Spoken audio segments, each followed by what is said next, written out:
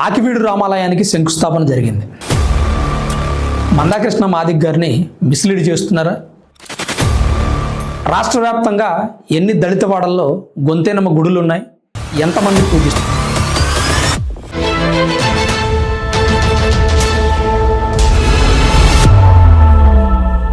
Hi friends, అందరికీ నమస్కారం. Welcome to Sunburn studios.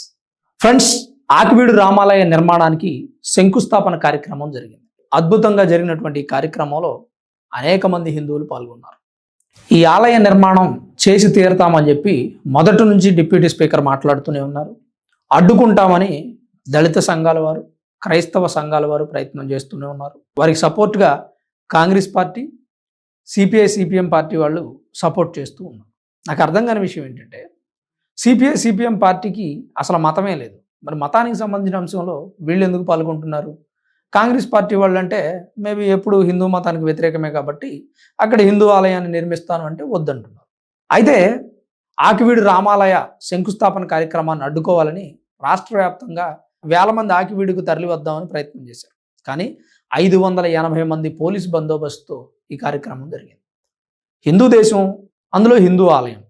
ఈ ఆలయం నిర్మించడానికి కూడా సుమారు 600 మంది పోలీస్ బందోబస్తుతో శంకుస్థాపన జరగాల్సి వచ్చిందంటే ఇంతకంటే సిగ్గుచేటు మరొకటి వద్దు. మరోసారి ఇలాంటి అంశం కూడా రిపీట్ అవ్వకూడదు దేశంలో. అయితే ఈ ఆకివీడు రామాలయం నిర్మాణాన్ని చేపట్టడానికి డిప్యూటీ స్పీకర్ ఎంత ప్రయత్నం చేస్తున్నారో, దళిత సంఘాల వారు, క్రైస్తవ సంఘాల వారు ఆపాలని అంత ప్రయత్నం చేస్తున్నారు. డిప్యూటీ స్పీకర్ రామాలయం కట్టుతాను అనడానికి ఒక రీజన్ ఉంది. ఏంటంటే అది ఎప్పటి నుంచో రామాలయం, బ్రిటిష్ వారి హయాంలో కూడా రామాలయం అని రిజిస్టర్ చేయబడింది. కానీ దళిత సంఘాల వారు, క్రైస్తవ సంఘాల వారు ఆపడానికి కారణం ఏమీ లేదు. వాళ్ళు చెప్తుంది గొంతేనమ్మ ఆలయం అని చెప్తున్నారు.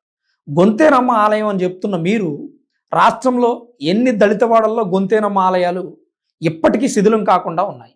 ఇప్పటికీ ఎన్ని దళిత వాడల్లో గొంతేనమ్మ పూజలు అందుకుంటుంది? అసలు గొంతేనమ్మ చరిత్ర ఎంతమందికి తెలుసు? నేను కొన్ని పోస్టులు చూస్తూ ఉన్నా. మన దైవం, మన దేవుడు గొంతేరమ్మ ఆలయాన్ని కాపాడుకుందామట, చలో ఆకివీడు అట. ఏంటండి ఇది? టూ మచ్ లాగా అనిపించట్లా?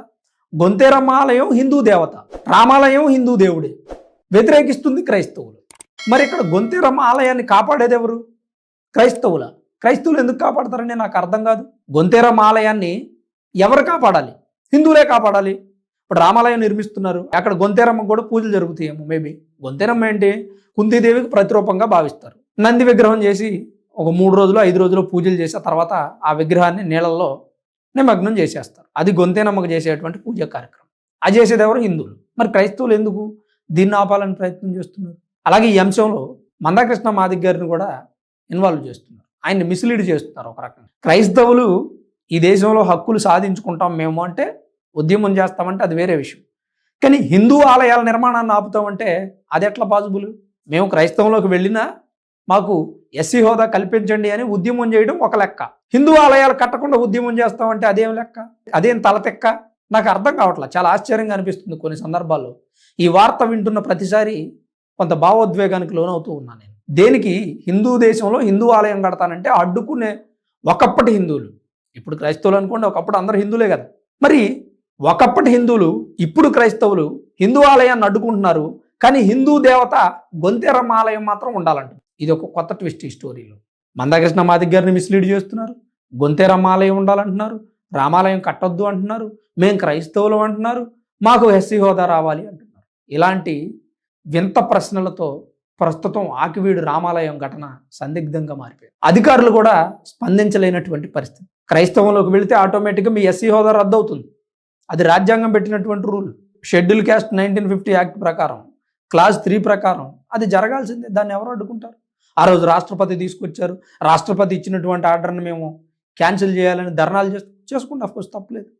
కానీ హిందూ ఆలయాల జోలికి ఎందుకు వెళుతున్నారు? హిందూ ఆలయాల నిర్మాణాన్ని ఎందుకు అడ్డుకుంటున్నారు? తప్పు కదా. ఇప్పుడు మీకు రాష్ట్రపతి పెట్టినటువంటి రూల్ మీకు నచ్చల, రాజ్యాంగంలోదే అది. రాజ్యాంగంలోకి ఎలా వచ్చిందండి ఆ అంశం? మీరు నేను పెట్టామా? ఆ రోజు ఉన్నటువంటి క్రైస్తవుల, ముస్లిమ్స్ సానుభూతి పార్టీ అయినటువంటి కాంగ్రెస్ పార్టీయే ఆ రూల్ని తీసుకొచ్చింది. అప్పుడు రాష్ట్రపతిగా ఉన్నటువంటి బాబు రాజేంద్ర ప్రసాద్ గారు దాన్ని పెట్టడం జరిగింది. అయినా కానీ వ్యతిరేకిస్తున్నారు. రాజ్యాంగం ప్రకారం మాకు అన్ని అంశాలు కావాలనే వ్యక్తులు మరి దీన్ని కూడా రాజ్యాంగం ప్రకారం అనుసరించాలి కదా. సరే, రాజ్యాంగం ప్రకారం అనుసరించొద్దు, మీ హక్కుల కోసం ప్రయత్నం చేయండి, శాంతియుతంగా పోరాడండి, ప్రభుత్వానికి అర్జీలు పెట్టుకోండి. అంతేగాని రామాలయ నిర్మాణాన్ని ఆపటం ఎంతవరకు సమంజసం? ఇంకా పెద్ద కుట్ర ఏంటంటే, రామాలయానికి సంబంధించి భూమి ఉందట, మరి 10 కోట్ల రూపాయలు విలువ చేసేటువంటి భూమి, ఎకరంన్నర, ఆ భూమిని కూడా దోచేసే ప్రయత్నం జరుగుతుందని కొంతమంది చెప్తా ఉన్నారు. అది ఎంతవరకు నిజమో మనకైతే తెలియదు. ప్రస్తుతానికైతే ఆకివీడు రామాలయం శంకుస్థాపన కార్యక్రమం భారీ బందోబస్తు మధ్య జరిగింది. కామినేని శ్రీనివాస్ గారు హాజరయ్యారు. అలాగే చాలామంది ప్రముఖులు కూడా ఈ కార్యక్రమానికి హాజరవడం జరిగింది. ఎట్టి పరిస్థితుల్లోనూ నిర్మాణం ఆగేది లేదని, ఆగమ శాస్త్రం ప్రకారం నిర్మాణం జరుగుతుంది. కృష్ణశిలలతో నిర్మిస్తాం, 800 సంవత్సరాలు చెక్కు చెదరకుండా ఆలయాన్ని నిర్మిస్తామని రఘురామకృష్ణరాజు గారు తెలపడం జరిగింది. మరి ఈ ఆలయ నిర్మాణాన్ని అడ్డుకోవాలని, అక్కడికి పెద్ద ఎత్తున తరలి రావాలని చలో ఆకివీడు అని పిలుపునిచ్చినటువంటి సంఘాల వారందరూ కూడా పోలీసు బందోబస్తు వల్ల రాలేకపోయారు, నిర్మాణాన్ని అడ్డుకోలేకపోయారు. కోర్టు కూడా ఈ కేసుని తోసిపుచ్చింది. రామాలయాన్ని నిర్మించవద్దు, అది గొంతేరమ్మ ఆలయం, దళితులకు చెందినటువంటి స్థలం అని ఎన్నో విధాలుగా, శతవిధాలుగా ప్రయత్నం చేసి కోర్టులో అనేక సార్లు పిటిషన్ వేశారు. ఆ పిటిషన్ని కోర్టు తోసిపుచ్చింది.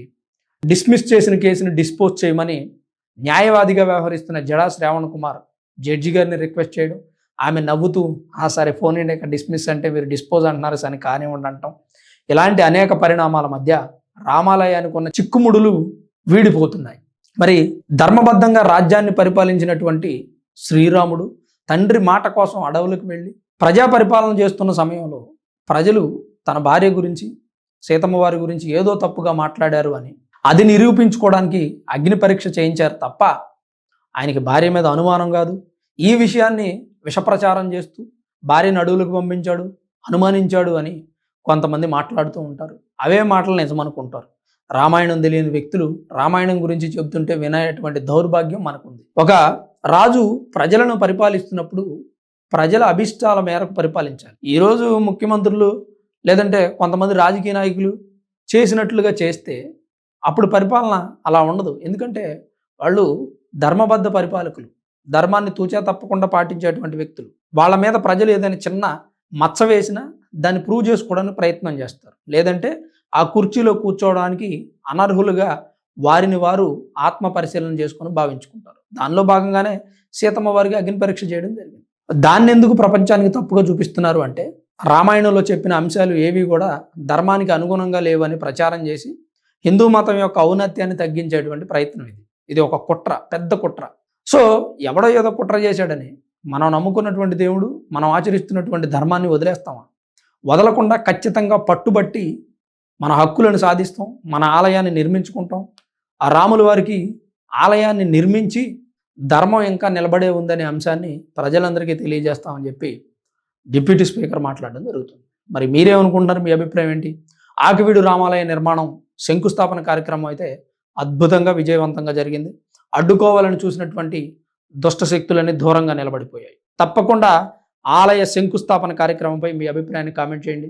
అలానే ఈ వీడియో చూస్తున్న ప్రతి ఒక్కరూ ఈ వీడియో మీద కూడా మీ అభిప్రాయాన్ని కామెంట్ చేయడం మాత్రం మర్చిపోవద్దు. వీడియో చూసిన ప్రతి ఒక్కరూ దయచేసి లైక్ చేయండి.